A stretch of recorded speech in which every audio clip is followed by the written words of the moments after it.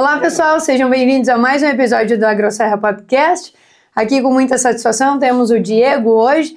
E antes disso queremos destacar a nossa parceria com empresas parceiras do AgroSerra Podcast. Bioação, consultoria agrícola, o Ecker Soluções Ambientais e agora a Granja Agropecuária. Então seja também um parceiro do AgroSerra Podcast e vem com a gente. Diego, seja bem-vindo mais uma vez a um episódio do AgroSerra Podcast.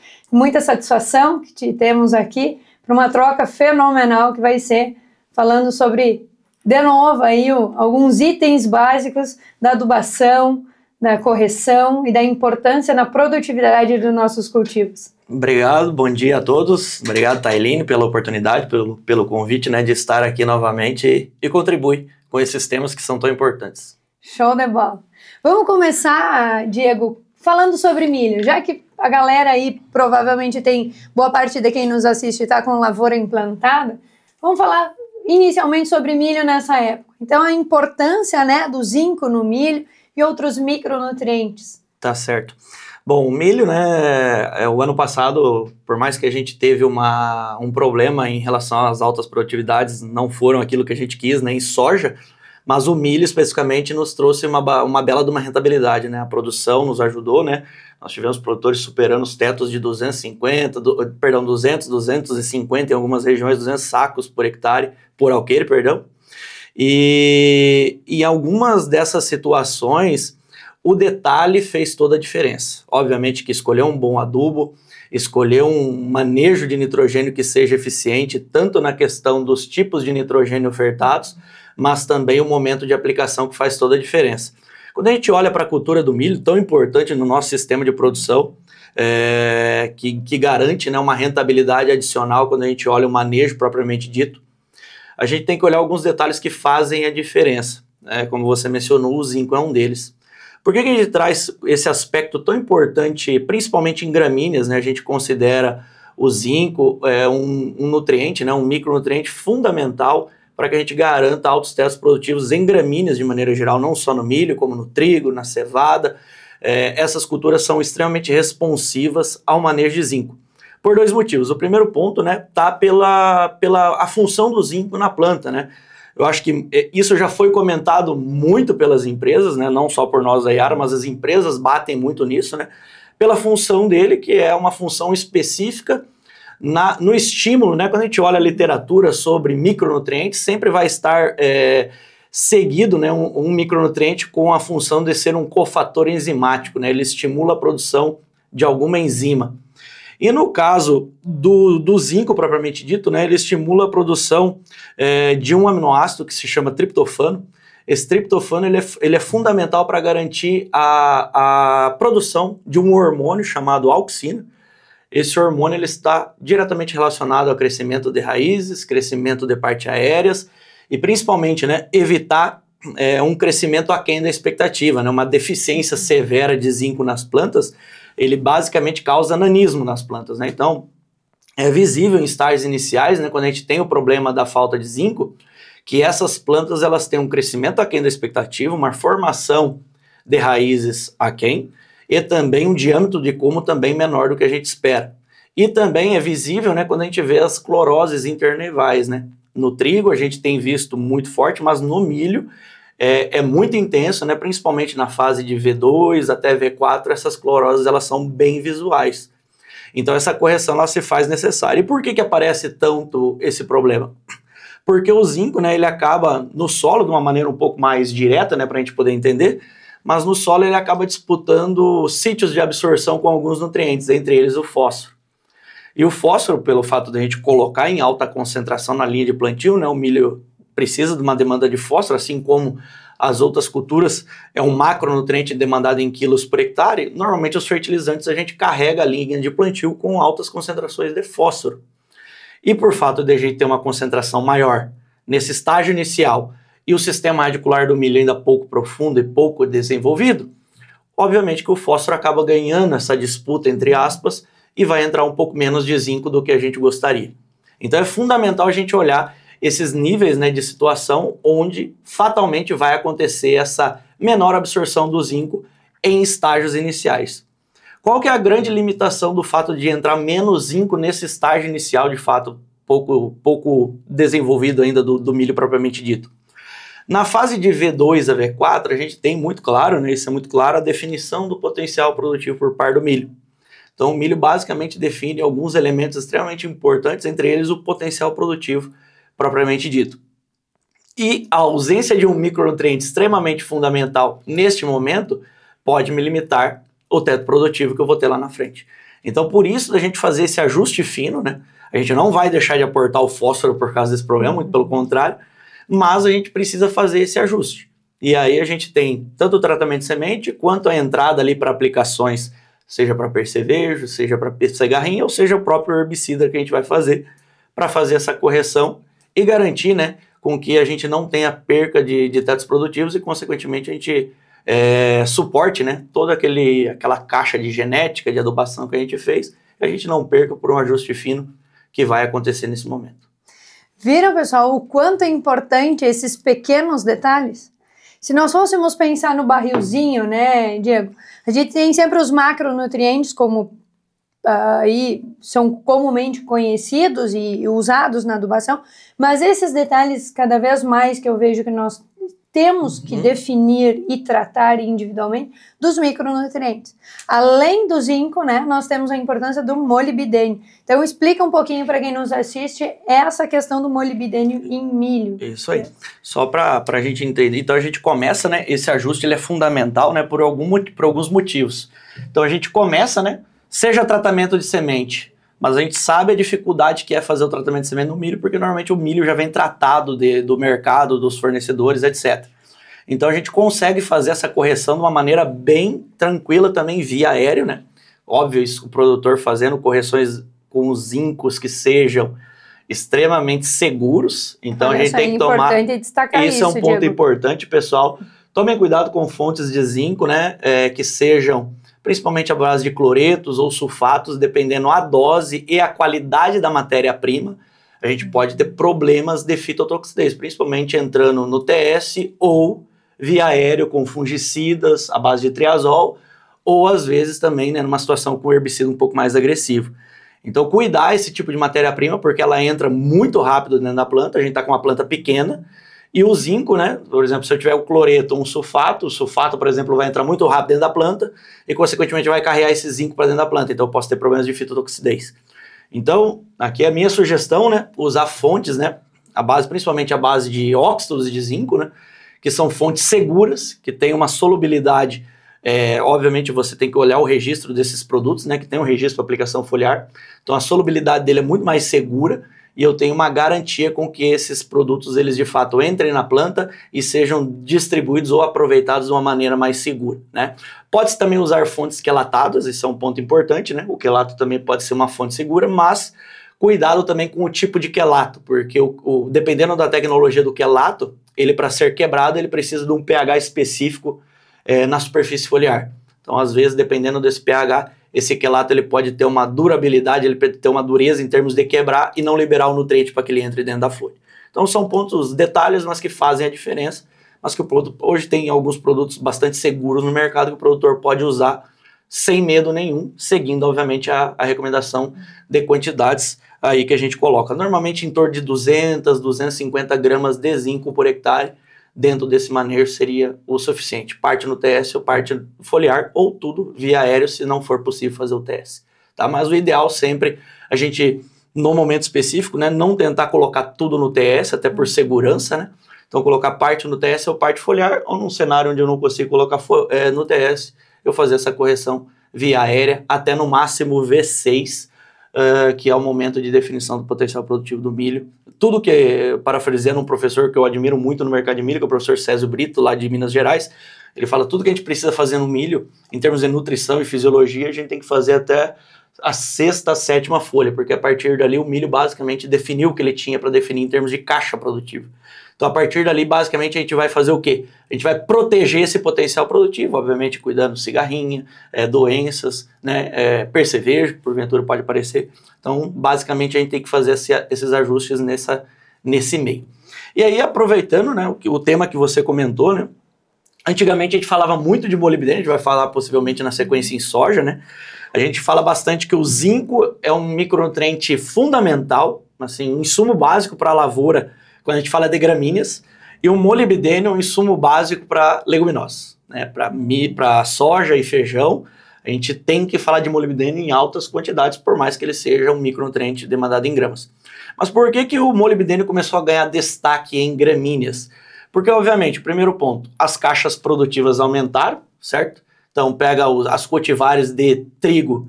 Então, antigamente nós tínhamos cultivares de trigo que duravam 8, 10 anos no mercado, hoje elas duram 4, nós já vamos tendo melhoramento, cultivares que eram consagrados até 2 anos, hoje tem evoluções deles e essas cultivares já saíram, e, obviamente, as caixas produtivas elas estão cada vez mais altas.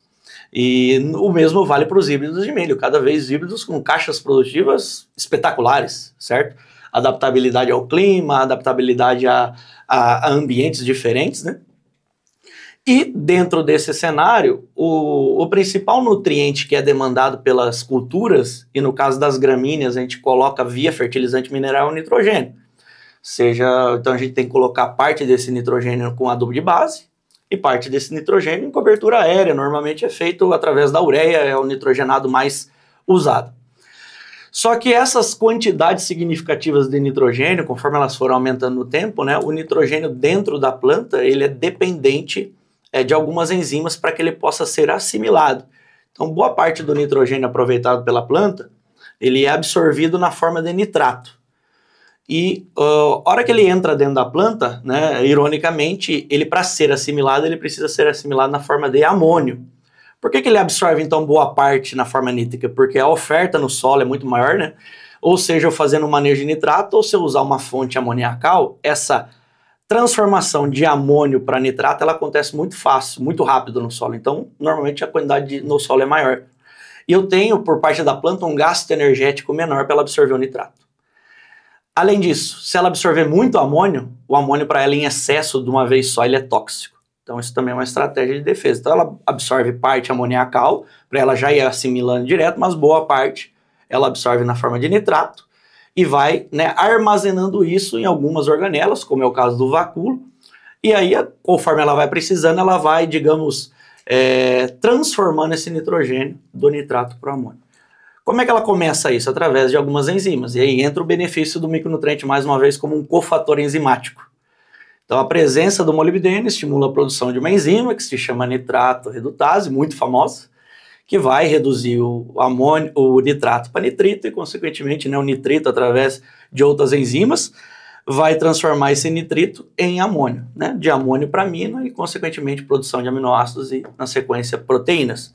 Não somente o molibdênio está envolvido nesse processo, nós temos outros nutrientes, como é o caso do manganês, do ferro, do enxofre e do próprio cobre. Né? Mas quem inicia esse processo de quebra do nitrogênio, de aproveitar melhor o nitrogênio, é o molibdênio. Então, conforme eu aumentei a caixa de produtividade das gramíneas, por mais que o molibdênio seja demandado em pequenas gramas, eu estou falando, por exemplo, de um milho de 250 sacos por hectare, eu estou falando de 15, 18 gramas de molibdênio. É muito pouco, mas o molibdênio é muito pobre no solo. Então, conforme eu aumentei a demanda, eu preciso, obviamente, fazer esses aportes. Então, eu faço normalmente via aéreo no milho, né? Principalmente após a segunda aplicação do nitrogenado em cobertura feito com fertilizante mineral. Então, é importante a gente olhar esses detalhes, né? Uma aplicação que vai custar de maneira irrisória quando a gente olha no manejo no milho e que pode fazer total diferença. Então, eu gasto lá 300, 400, 800 quilos de N, dependendo, né, da intenção do produtor.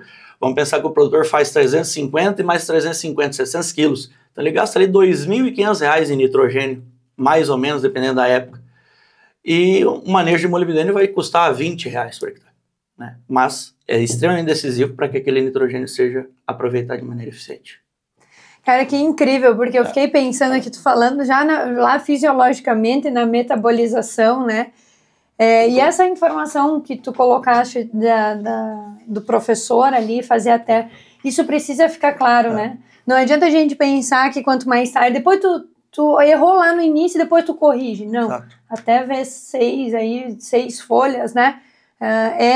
definição. Então, nós temos que tentar ser o mais assertivos possíveis nesse período. Isso é um ponto importante, né? E por que há 5 anos atrás não falava tanto de nutrição via foliar em milho? Até se falava, mas existia, entre aspas, uma desculpa de que, não tem entrada no milho. Eu vou entrar basicamente com uma atrazina, um glifosato ali no início do desenvolvimento, V2 a V4, um herbicida de maneira geral. E por vezes, dependendo da sensibilidade do híbrido a doenças, entrava com uma aplicação ali de fungicida na última entrada do trator, digamos assim, próximo ao pendoamento. Então não se tinha, por mais que se tinha a vontade de fazer essas correções, não se tinha a operação. E de 5, 7 anos para cá, vamos colocar de 2019 para cá, por ali, o que entrou em jogo no mercado de milho de maneira muito intensa? Cigarrinha. Então o produtor saiu de 2 entradas no milho para 6, 7 aplicações. Então ele vem aplicando sequencialmente por causa do dano da cigarrinha. E além disso também, né, pela pressão de percevejo que se aumentou muito, né? Então hoje o produtor sai de 2 entradas no milho, lá do passado, para 6, 7. Então hoje a gente consegue fazer esse tipo de correção, viabilizar, né, na entrada que ele já faria, entrar com uma aplicação de zinco ali em V2 a V4 junto com uma atrazina, por exemplo. E ali em V6, V7, por exemplo, entrar com uma aplicação de nitrogênio mais molibdênio via foliar em complementação para garantir esses benefícios que a gente comentou, sem onerar uma entrada que o produtor teria que fazer só para pensando em nutrição. Ótimo. Pessoal que ficar com dúvida, coloca aí nos comentários, né, todos esses depoimentos, se vocês tiverem essas dúvidas, quem já fez, traz para a gente os seus relatos. E Diego, mais um detalhe importante que é o boro, né? Como é que explica para nós, assim, de forma dinâmica, como você expôs e para quem nos assiste, a questão da importância do boro, que também é fundamental. Isso aí. Né? O boro é um nutriente que nós, como empresa, batemos muito, né? No bom sentido da palavra, pelo seguinte motivo. O primeiro ponto, ele é um nutriente essencial, né? Esse é um ponto, é um micronutriente essencial, demandado também em gramas por hectare, assim como o zinco e o molibdênio também demandado em gramas. Mas pense que a faixa entre fitotoxicidez e deficiência de um micronutriente, ela está muito perto. Então, qualquer 50 gramas que eu deixar de aportar, eu perco o potencial. Ou se eu colocar demais, fazer uma aplicação lá de 300, 400, 500 gramas de uma vez só, dependendo da matéria-prima, eu posso causar uma fita. Diferentemente se eu falar disso de nitrogênio. Coloquei 1 quilo a mais, não vai ser um problema. Deixei de colocar 1 quilo a mais, possivelmente não vai ser um problema. Então, a variabilidade, o problema ele é muito mais próximo. Então, por isso, desses detalhes. E o boro ele é um problema histórico nos nossos solos. Piorou, né, nos últimos 2 anos, pelos problemas que o Rio Grande do Sul enfrentou, né, os altos volumes pluviométricos, né. O boro é extremamente lixiviável a nível de solo, por ele ser absorvido na forma de carga negativa, e ele acaba se perdendo muito fácil. Então, o boro é um nutriente que a gente tem que monitorar, né, ano após ano, fazer estratégias, né. A gente comentou no último capítulo as estratégias, elas devem ser conjuntas, fertilizante de base, correção e aplicações aéreas, mas ainda assim, né, isso não acontece da noite para o dia. Né? Se eu fizer esses manejos, eu penso na cultura que está em andamento e fazer a correção para ao longo de 8, 10 anos eu conseguir ir mexendo, né, nos níveis de boro no solo. Eu conheço produtores que vêm fazendo correções há muitos anos e ele tem índices nos talhões de 0,5 mg por decímetro cúbico. Hoje nós estamos falando de 0,6, 0,8 mg por decímetro cúbico para ser o próximo de um ideal. E ainda assim o boro é prejudicado, né? Se eu tenho, por exemplo, agora nós estamos enfrentando, nós já estamos entrando em novembro e nós estamos com manhãs de 10, 12 graus, noites de 10, 12 graus, e isso, né, para a absorção de alguns nutrientes, principalmente por fluxo de massa, isso é um problema bastante grande. Então, para um nutriente como o boro ser absorvido, eu preciso de calor, e eu preciso de água no sistema para que a planta consiga levar esse nutriente para dentro do solo. Então, por mais que eu tenha ele no solo, ainda assim eu posso ter o problema da absorção ser limitada pelos aspectos climáticos. E a gente tem visto no campo, nos últimos 2 anos, coisa que a gente não via, a gente via boro sendo um problema em trigo, próximo ao espigamento, ali aparecendo na folha bandeira e propriamente na espiga, e no milho, próximo ao pendoamento, quando a planta está próxima a se reproduzir, já começava a se tornar um problema. Agora não, agora a gente vê no trigo emperfilhamento e elongação, né, aquela folha com aquele aspecto um pouco amassado, ele um pouco ranhurado, digamos assim, E no milho a mesma coisa, agora em V2 a V4, aparecendo nos bordos do milho essa como se fosse uma necrose, ele acaba virando um amassado assim nas folhas, que é tipicamente um problema pela falta de absorção de boro. E por que acontece isso visualmente, né? Não, o boro ele é estigmatizado só pelas questões reprodutivas, pela importância dele na produção, viabilidade do grão de pólen, retenção de flores, né? Ajuda a encher o grão, o boro é importante também no enchimento de grão, junto com potássio, magnésio e o próprio molibdênio. Mas especificamente, né, por que a gente vê essas deficiências, né, esse dano na folha? Porque o boro ele é importante na formação, junto com o cálcio, na formação de parede celular. Então, por isso que a gente vê essa folha danificada pela ausência da absorção de boro de maneira propriamente dita. Então, o boro junto com o cálcio, eles são responsáveis, né, principalmente pela formação, ali no caso, o cálcio com o auxílio do boro, né, a formação de um dos componentes que fazem pense no rejunte entre azulejos, por exemplo, né? Então, esse rejunte seria o pectato de cálcio. Então, quando eu tenho, né, uma planta bem nutrida em cálcio, propriamente boro, eu tenho esse rejunte muito bem formado e, consequentemente, uma parede celular mais rígida e, obviamente, que suporte aos intempéries climáticos, que suporte ao ataque de patógenos, que suporte a qualquer tipo de coisa que possa vir a acontecer. Não que ela seja o diferencial, mas a planta vai ter uma resistência um pouco maior. Além disso, né, boro, com essa casadinha com cálcio, é extremamente importante para crescimento de raízes, né? A gente fala de crescimento de raízes, a gente fala muito de zinco, a gente fala de fósforo, a gente fala propriamente do cálcio. Mas o boro junto com o nitrogênio são nutrientes fundamentais para estimular o crescimento de raízes. Então, desde o começo da cultura até o enchimento de grãos, o boro é um ponto importante. Aproveitando esse relato, né? Nós estávamos estudando, né, a Yara ela é patrocinadora do SESB, e a gente sempre pega os produtores que tiveram altas produtividades, que foram os campeões nas regiões, e olha os manejos que eles fizeram. E aí, obviamente, vê um adubo de base lá, vê a Yara já há anos, né, os campeões de produtividade vêm usando Yarabasa, né, então é visível isso. E aí é o manejo foliar, obviamente, né? Tem produtos da Yara, tem produtos de outras empresas, dependendo da nutrição que o produtor queria fazer. E, pasmem, né? Em todas as entradas, desde do início, de V2 ali, né? Em situações até de combinações que vão produtos no estágios iniciais, além do próprio adubo de base, né? Que tem boro, e aplicações do produtor já fazendo do V2 até o enchimento. Então, peguei lá, V2, o que o produtor entrou? Molibdênio, zinco, boro e cobre. V6, ele entrou com manganês, zinco, molibdênio e boro.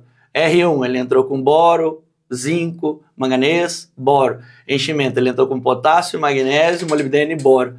Então, teve situações de produtores que entraram 7 aplicações do soja e o único nutriente em comum que entrou nas 7 vezes foi o boro.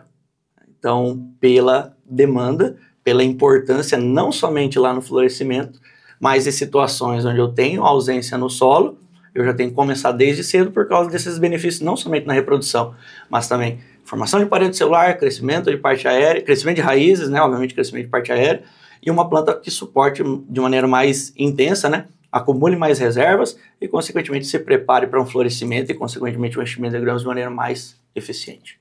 Então, um micronutriente fundamental e indispensável. Show de bola. Para você que nos assiste, pessoal, atentem-se aos pequenos detalhes. Comecem a manejar, nem que se não for em toda a área, como o Diego falou, é um custinho baratinho. Então, vamos começar a virar a chave. Vamos fazer um teste, né, Diego? Uhum. Não quero fazer em área total, vamos começar a fazer diferente e ver com os próprios olhos essa diferença. Perfeito. Porque parte hoje das nossas deficiências, das nossas lacunas, está nos detalhes. Isso também é gestão, isso também é planejamento, isso é buscar soluções, que é um dos nossos objetivos enquanto AgroSerra Podcast. E buscar trazer profissionais especialistas nas áreas para suprir a sua necessidade, a sua lacuna, a sua deficiência, por meio do conhecimento. Ó. Exatamente. Diego, sobre milho mais alguma coisa? Senão já partimos para o soja. Acho que são detalhes fundamentais agora, né, do curto prazo, né? São detalhes que o produtor tem que olhar com carinho, esses 3 micronutrientes, né, isso é extremamente importante, que pode fazer diferença aí na cultura. independente da finalidade, tá? Seja ela grão ou seja ela silagem. Então, esse é o ponto importante, independente da finalidade do milho. A gente precisa olhar com carinho esses 3 micronutrientes específicos. Show de bola. Então, vamos para a soja, né? O carro-chefe, que também interessa a muitos produtores que nos assistem. Lembrando que a questão da implantação, aí vocês, na maioria dos casos, já optou por alguma adubação, né? Alguma fórmula.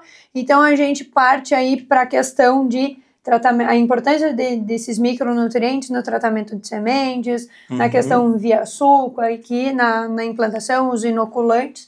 E, Diego, começa aí para nós na questão do tratamento de sementes, né? Alguns fazem em casa, alguns já compram pronto. É importante que o produtor entenda cada questão dos micronutrientes no seu tratamento caseiro. E depois nós falamos com inoculantes, né? Vamos lá, então.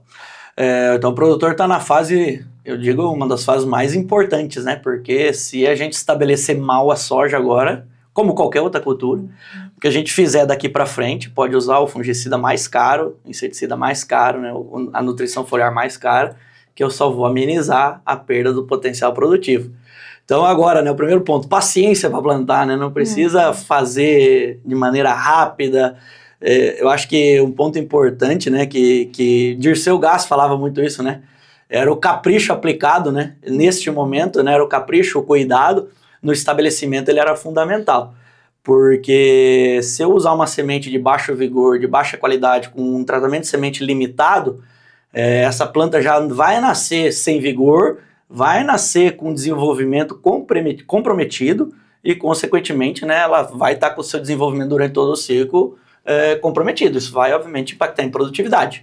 Então, esse é o primeiro ponto, né? O capricho, nós estamos com solos bastante frios, né? Para a soja, o ideal seria que os solos estivessem em torno de 25 graus para a gente poder semear. Então, nós estamos aí com solos, na parte da manhã, 15, 17, 18 graus, né? Então, ficar atento à temperatura do solo, à friabilidade do solo, né? Nem muito seco, nem muito úmido, né? A qualidade da regulagem da plantadeira, né? Como o produtor vai fazer essa distribuição das sementes é fundamental. E, obviamente, a escolha do fertilizante, né? Colocar esse fertilizante, né, espaçado da semente, né, em profundidade, um fertilizante de qualidade, para que ele possa garantir isso. Mas isso, basicamente, boa parte já está definida, né? Então, esse é um ponto importante, né? Agora, nesse momento, o cuidado no plantio de propriamente dito. O segundo ponto, né? Como a gente falou, né? Antes da gente falar do tratamento de semente do inoculante, a gente precisa falar da semente propriamente dita.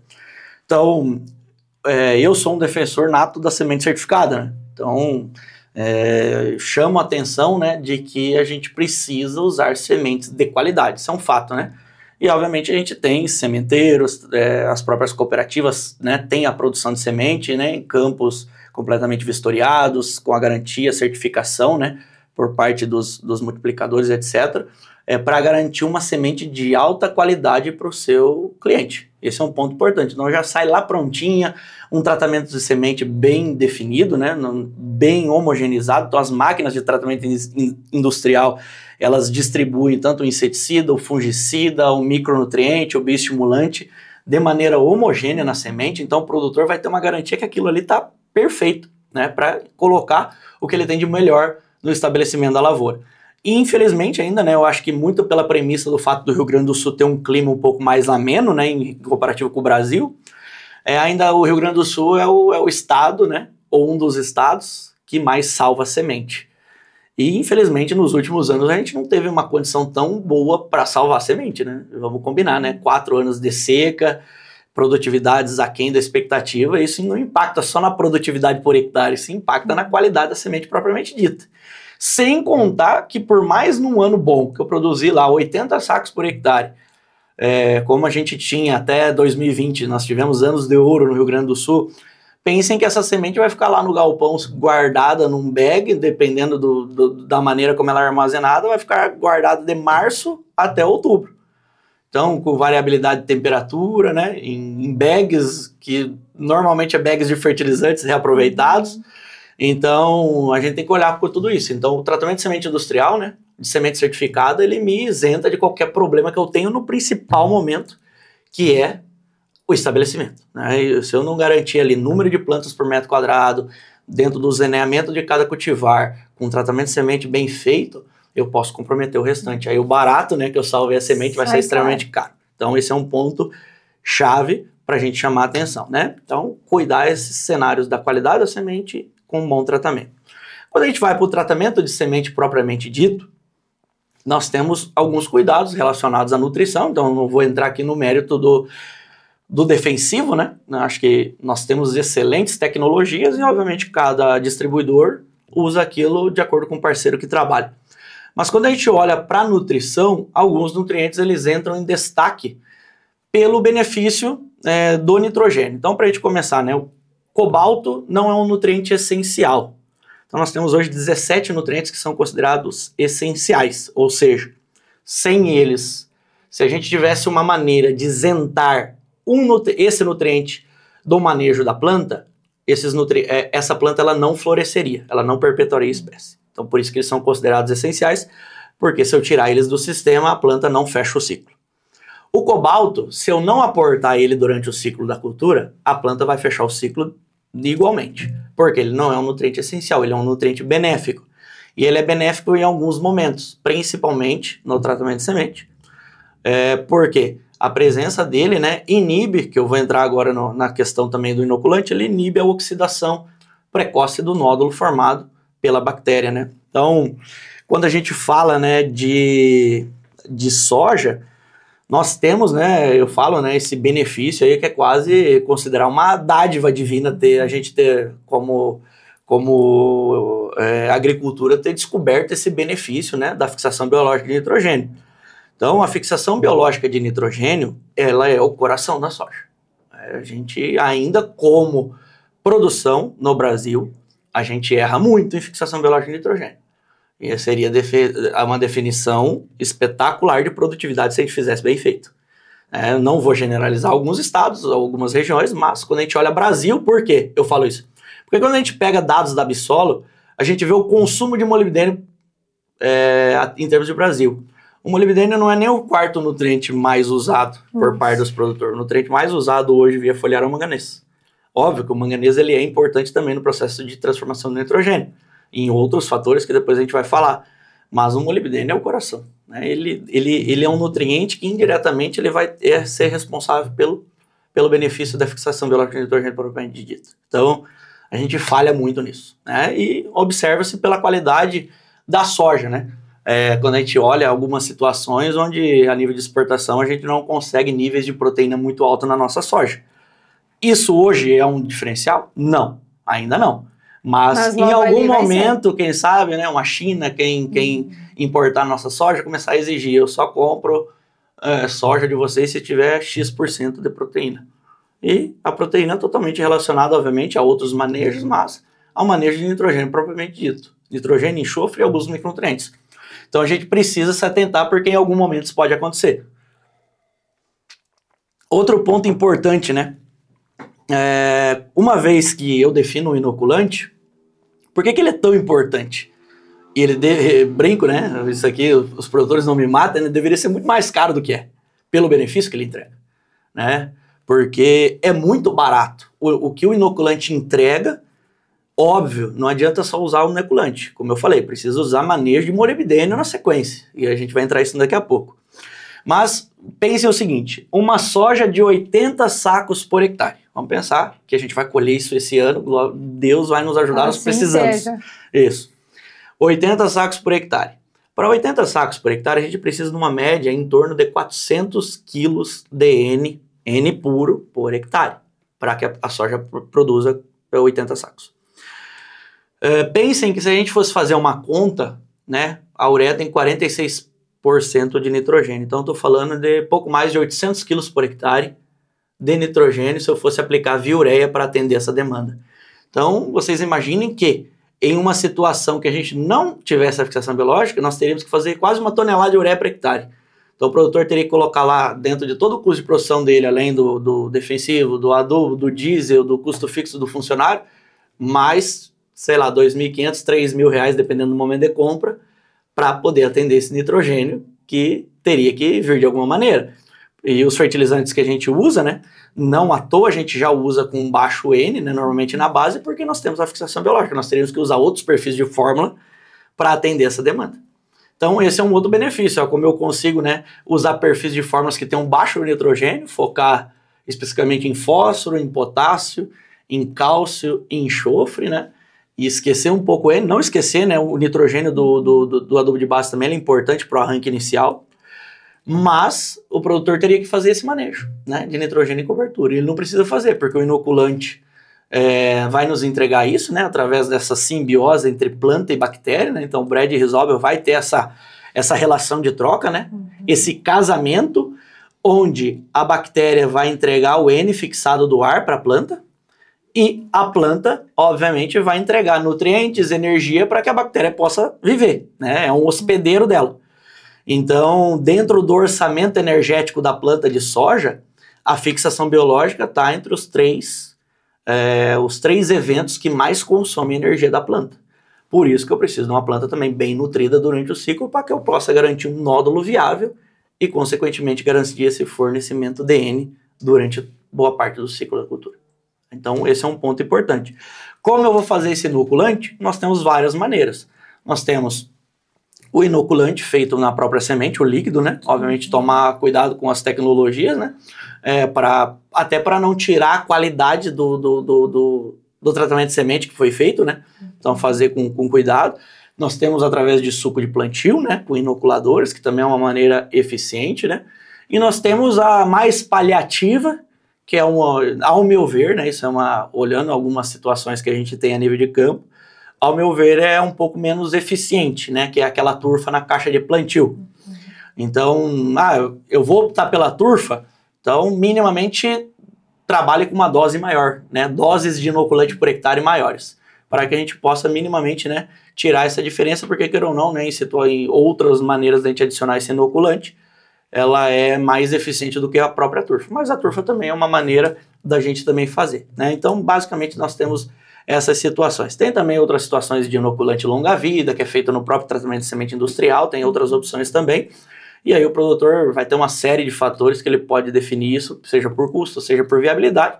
Mas o importante é escolher uma, fazer o inoculante, né? Fazer o inoculante. É extremamente barato quando a gente olha. Nós temos tecnologia para isso, né? Não é inoculante de maneira simples, né? Hoje nós temos empresas que investem em tecnologia para garantir uma viabilidade desses inoculantes de maneira muito mais eficiente. Então nós temos tecnologia no mercado extremamente acessível para que o produtor possa fazer esse inoculante. Então escolha um momento e faça. Seja 5, seja 10 doses por hectare, dependendo da tecnologia, mas faça porque é extremamente importante. Então esse é um ponto importante que a gente gosta de chamar a atenção. A planta criou esse casamento com a bactéria. Lembrando, para que os nódulos se formem e a planta seja totalmente dependente do nitrogênio oriundo dessa bactéria, que ela vai fixar do ar, a planta de soja ela vai ser dependente desse nitrogênio a partir da emissão do 4º para o 5º trifólio. Tá? Então quer dizer, nós temos uma janela da emissão da plântula até o 4º trifólio, onde a planta ainda está dependente do nitrogênio oriundo do sistema e do adubo de base, que vai ter uma certa garantia ali. Então, se eu usar ali um 3, 21, 21, né, 300 quilos por hectare, eu coloquei ali 9 pontos de nitrogênio na base para suprir esse início ali, por exemplo. Então, beleza. Eu consigo atender essa demanda. A partir do V4, V5 ali, emissão do 5º trifólio, eu tenho ali a planta sendo dependente exclusivamente do nitrogênio oriundo das bactérias. Então, por isso que esse meio ele é extremamente importante. E aí entra o benefício de nutrientes, como o molibdênio e o próprio cobalto. Como eu falei, qual que é o benefício do cobalto? O cobalto ele estimula a produção da lega-hemoglobina, que ela é extremamente importante para a formação da cobalamina ou da vitamina B12. Em resumo, tá? Em resumo, essa cobalamina e essa vitamina B12, elas são importantes para quê? Para manter o nódulo ativo por mais tempo, evitar a oxidação precoce desse nódulo. Então, se eu pego lá um nódulo de soja, lá pego um canivete, né? Então, acho que qualquer agrônomo já deve ter feito isso. Corta o nódulo. Esse nódulo, ele tá com aspecto avermelhado, um pouco rosa. Esse nódulo tá ativo. Esse nódulo, ele tá trabalhando. Então, eu tô tendo ali fixação de nitrogênio. Beleza. Se eu corto esse nódulo, normalmente a gente começa a ver isso a partir que a planta começa a se aproximar do florescimento ou da reprodução. O nódulo ele começa a escurecer, então ele começa a perder viabilidade, né? Então por quê? Porque a planta ela começa a mudar o foco dela. Tudo que rouba a energia dela, ela vai começar a cortar a relação. Então o nódulo está tirando a energia dela. Ela vai começar como ela quer perpetuar a espécie, então ela vai começar a destinar essa energia para os filhos e consequentemente ela vai cortando aos poucos essa relação com o nódulo. Então o cobalto entra com esse benefício de evitar a oxidação precoce do nódulo. O molibdênio, extremamente importante para garantir com que essa fixação biológica de fato ela aconteça, então ele ajuda também o cobalto nesse processo, para garantir com que esse casamento bactéria-planta aconteça de maneira eficiente, mas principalmente, como a gente já comentou anteriormente, no benefício do molibdênio em melhorar o aproveitamento do nitrogênio por parte da planta. Então a planta ganha de presente esse nitrogênio por parte da bactéria. Dentro da planta, esse nitrogênio precisa ser transformado na forma amoniacal. E aí entra o benefício do molibdênio. Então, aonde, né, como eu tenho a fixação biológica acontecendo por parte de um bom período, né, próximo ao florescimento, eu coloco parte desse molibdênio com o cobalto, né, ou alguns produtos que estimulam a produção da cobalamina e da própria vitamina B12, parte na semente e parte em complementação. Não adianta eu carregar tudo na semente. Primeiro ponto, se eu carregar tudo na semente, eu posso acontecer alguns problemas. Por exemplo, colocar cobalto demais no tratamento de semente, eu posso ali, a hora que a planta solta a primeira par de folhas, ali as folhas unifoliadas, eu posso ter um problema de absorção de ferro pelo excesso de cobalto.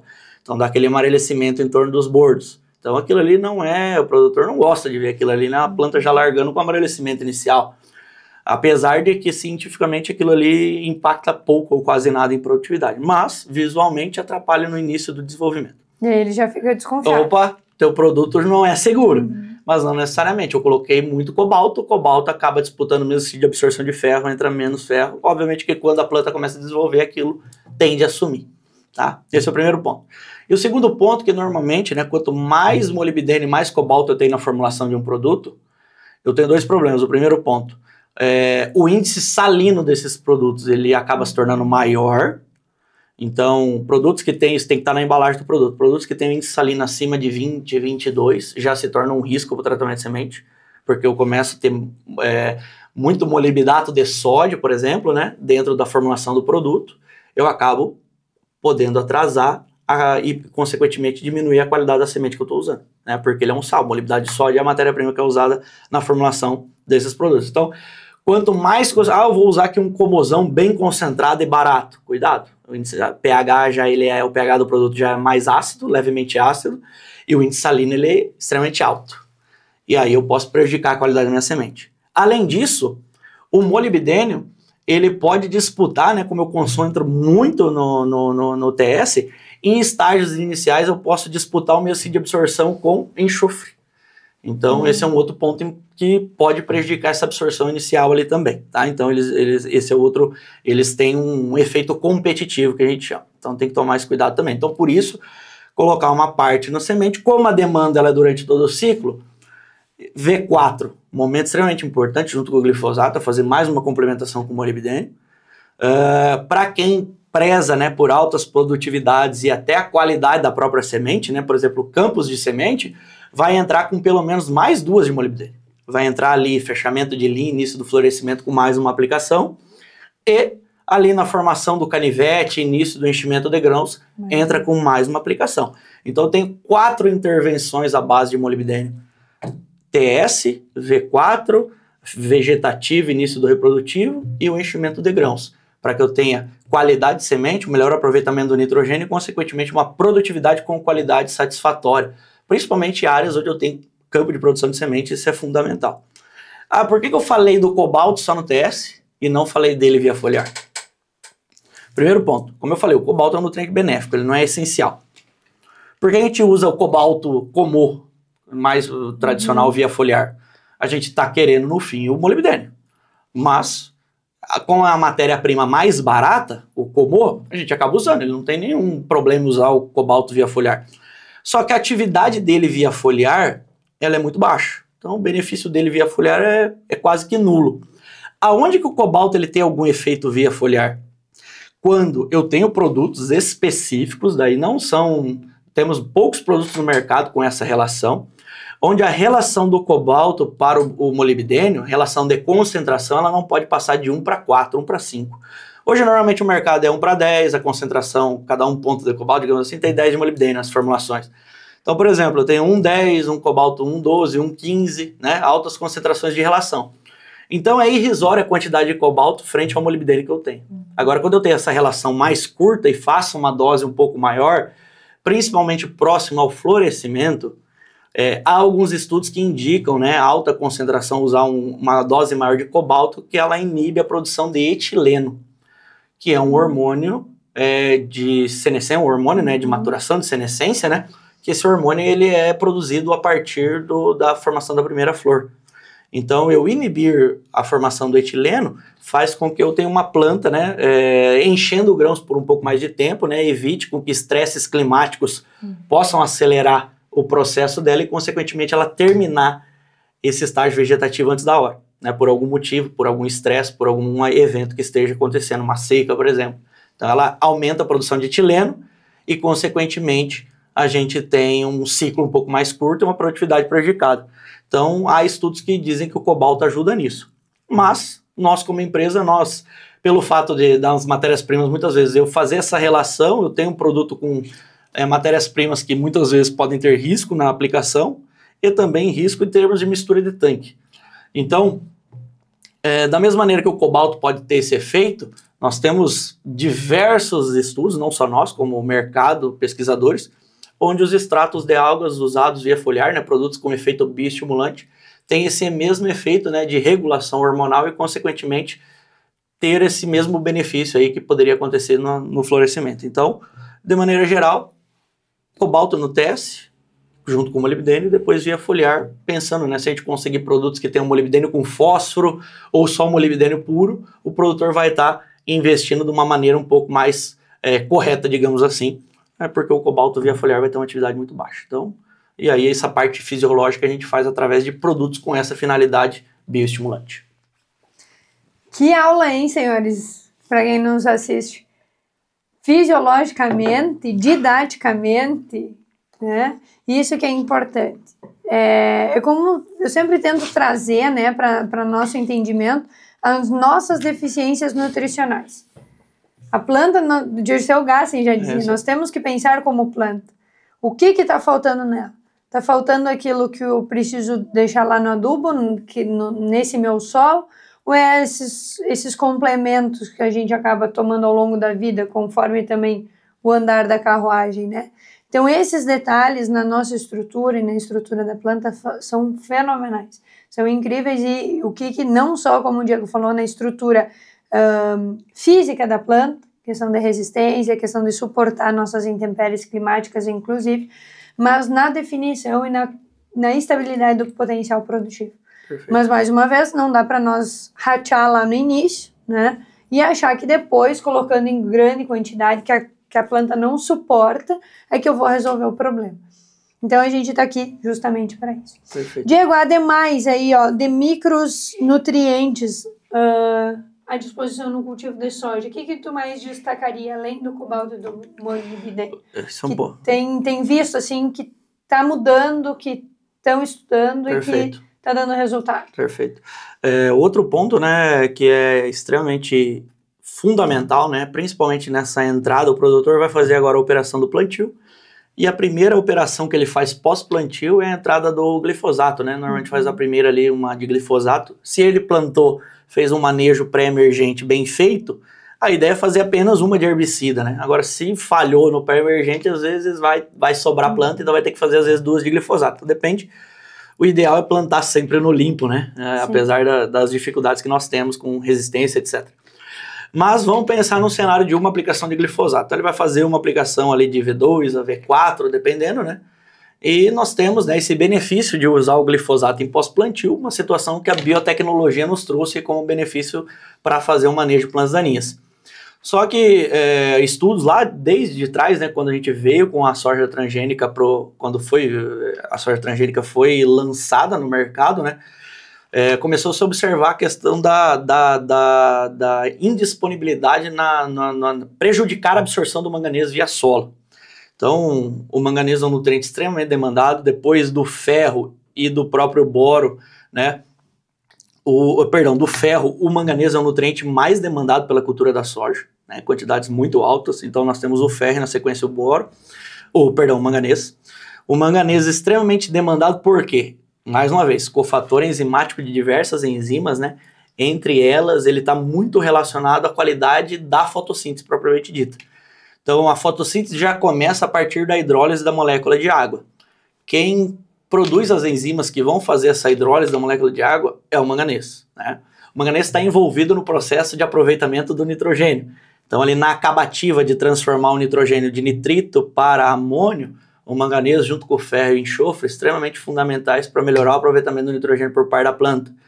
Então, por isso que quando a gente fala assim, faltou manganês, eu aplico o glifosato e consequentemente falta um pouco de manganês, criou-se aquele conceito no campo de que minha lavoura deu uma travada, a planta demora para emitir o próximo trifólio. Por quê?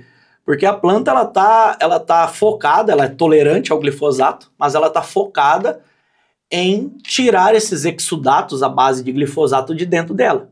Então acaba prejudicando a fotossíntese, ela está se desintoxicando, e aí essa desintoxicação ela gasta energia para fazer isso, né? Usa algumas enzimas para fazer isso, né?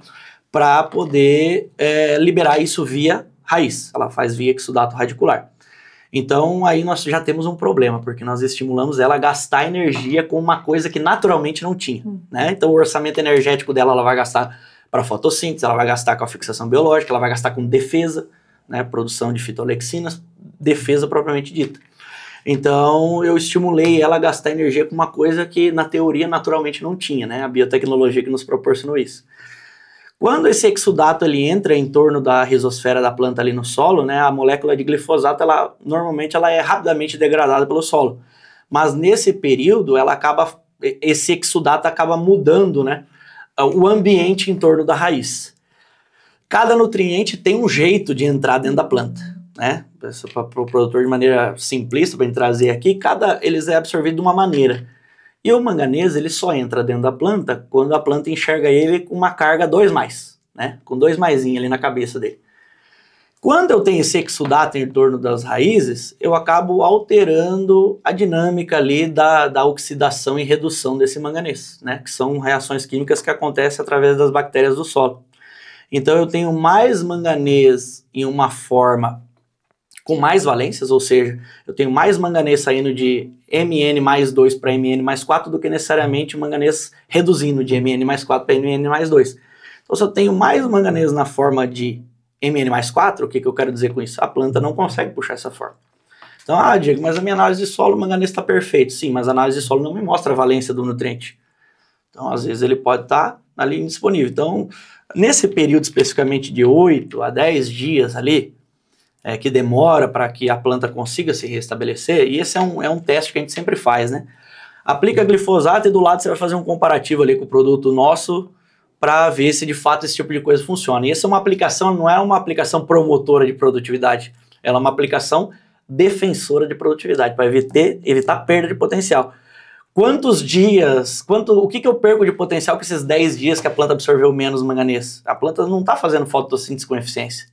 E o ciclo das cultivares está cada vez mais curto. Então, se eu tomar a liberdade de ter 10 dias com uma fotossíntese meia boca, o que vai acontecer com a perda do potencial que pode acontecer?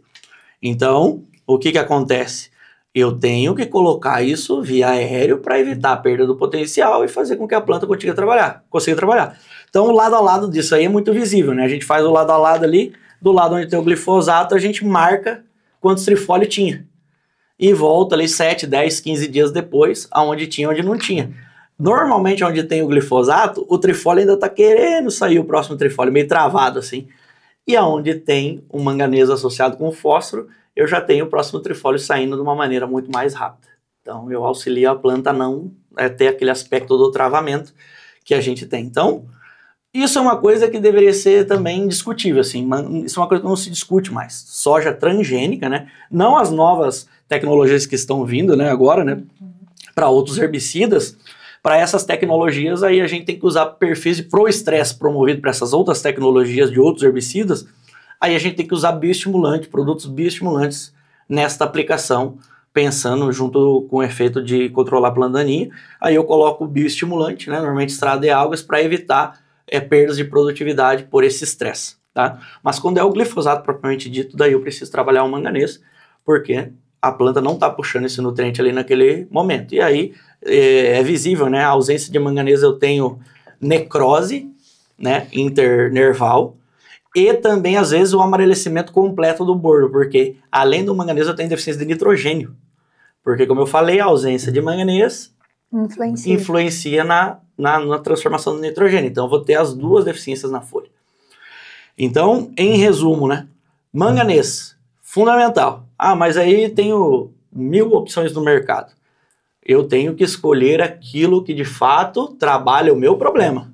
Não é pegar um produto que tem manganês e mais 1000, a tabela periódica inteira na composição do balde.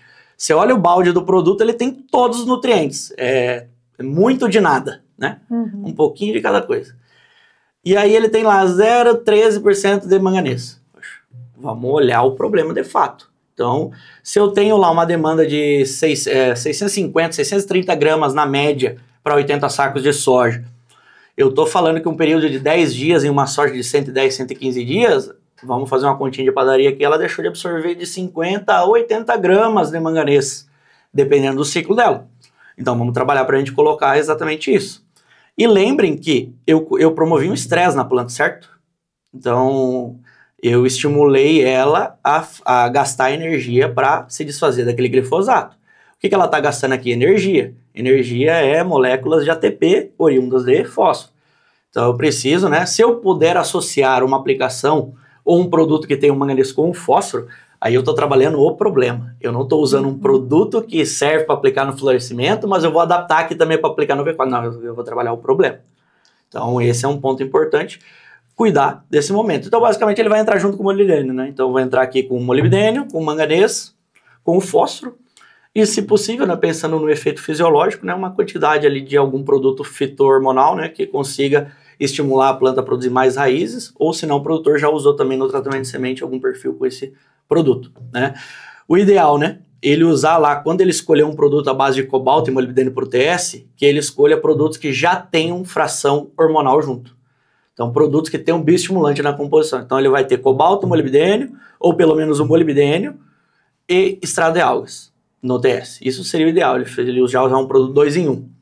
E aí, ali no florescimento, ele usar manganês, molibdênio, né, o fósforo, e, se possível, repetir ali uma concentração um pouquinho menor, mas uma aplicação ali, né, com algum extrato de algas para estimular a planta, principalmente em arquitetura e formação de raiz. Ótimo, Diego.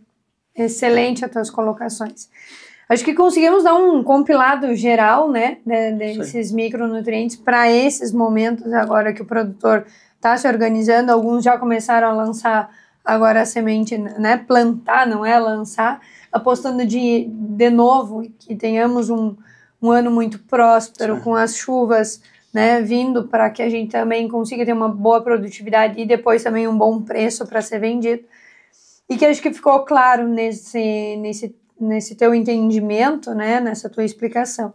Diego, mais alguma mensagem, mais algum item que tu gostaria de destacar nesse momento? Eu acho que, né, chamando a atenção, né, acho que é bastante coisa, né, a gente discutiu hoje, né.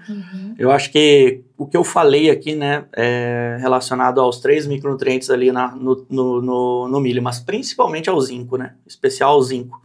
E no caso da soja, né, cuidar do tratamento de semente que você usa, a qualidade da semente e também essa aplicação do V2 da V4, ela é decisiva e ela é obrigatória para a gente garantir um bom estabelecimento, uma boa fixação biológica de nitrogênio, evitar os problemas causados pelo glifosato. Lembrando, a aplicação de glifosato na soja, ela vai nos ajudar a controlar as plantas daninhas, mas a soja, ela perde, principalmente ela perde raiz, ela perde o potencial produtivo, né, pelos problemas causados, né, pelo fato da planta ter que se restabelecer dessa... Ela é tolerante, mas ela precisa se desfazer disso. Então, olhem com carinho, pessoal, porque às vezes nós estamos deixando ali, essa aplicação de glifosato está deixando na mesa 2, 3 sacos a mais por hectare, que a gente está deixando de ganhar, não que a gente está promovendo. E uma aplicação que custa ali 25, 30 reais, que pode te salvar 2, 3 sacos, tá? Então esse é um ponto fundamental que a gente observa que em muitas situações o produtor está falando assim, às vezes eu não vejo a deficiência do manganês, e que bom que às vezes você não vê a deficiência do manganês como a gente está enxergando a do boro. Porque uma vez que a gente enxerga a deficiência, o teto, o potencial produtivo ele já foi limitado. A gente tem o último estágio da deficiência, se chama fome oculta. Então a planta está sofrendo a deficiência, mas ainda não está visível. Ela já está perdendo potencial, a gente só não está enxergando. E a gente sabe que vai faltar o manganês ali. Isso é um fato, vai faltar. A gente enxergando isso na folha ou não. Então olhem com carinho para isso, porque essa aplicação ela é totalmente decisiva para evitar com que a planta demore a passar por aquele momento, né? E ela vai entrar numa fase de acúmulo de reserva, né? A partir da emissão até o florescimento, ela está acumulando reserva, formando folha, acumulando reserva. Nesse meio tempo, as indeterminadas vão florescendo também. Então, eu preciso acumular reserva para garantir retenção de flor e enchimento de grãos. E o manganês é o nutriente mais acumulado em folha, eu preciso fazer essas aplicações. V4 e também, né? Junto com o boro no florescimento, seria o ideal fazer uma aplicação de manganês também. Isso seria o ideal. Mas, pensando no básico bem feito, olhem com carinho para o V4. Fazer aquele manganês com fósforo e molibdênio pode ser totalmente decisivo, e aí durante o ciclo da cultura, né, conforme as coisas vão andando, aí ele olha com mais carinho, faz uma análise de folha, e aí a gente toma a decisão ali de fazer uma aplicação na sequência no florescimento. Fechamento de ouro, hein, Diego? É isso aí. Diego Beltrame Rodrigues, da Iara, esteve conosco nesse episódio, um baita episódio carregado de muita informação, então eu acredito que quem nos assiste vai se satisfazer muito nas suas necessidades, nas suas curiosidades.